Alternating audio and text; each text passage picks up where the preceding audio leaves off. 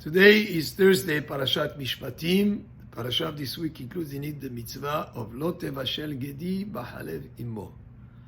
And this is the mitzvah of not eating meat and milk together.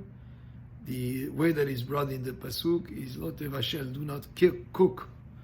And it's repeated, this pasuk, this expression in the Torah is repeated 3 times. Lo tevashel gedi b'halev imo. Why is it 3 times? Our sages explain once to tell us that it's forbidden to eat meat and milk together.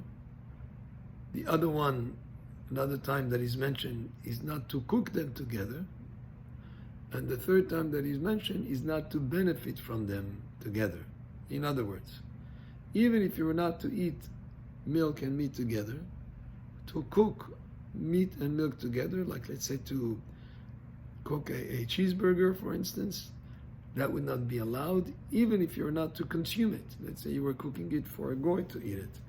That would be forbidden also. That's one of the mitzvot of the Torah, is not to cook them together, a dairy and meat product together.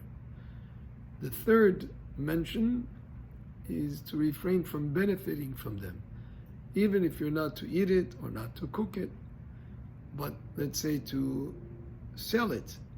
You had a business that sells cheeseburgers, that would be forbidden.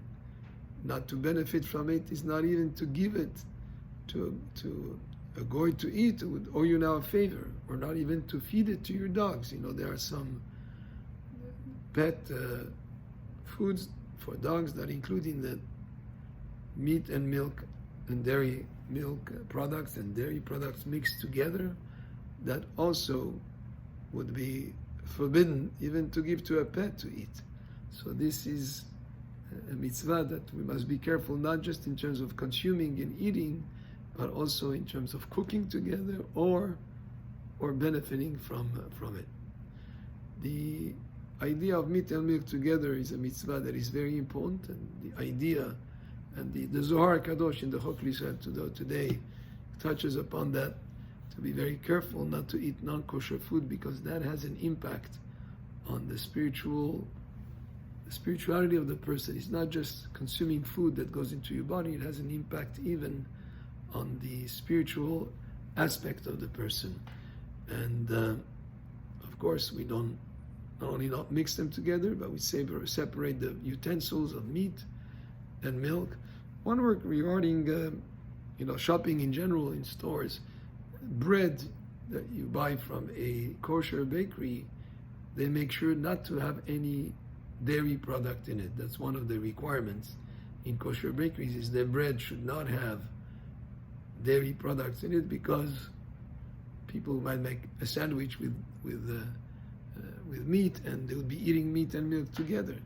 If you were to buy bread from a supermarket that is not a kosher bakery, you must be very sure that it has a hechsher on it, and to check the ingredients. There are some ingredients that are part of a lot of the baked products in the markets that definitely include in it milk derivative, like one of them is whey, W-H-E-Y, that the people may not realize that is actually a dairy product, and will be a problem using it with meat.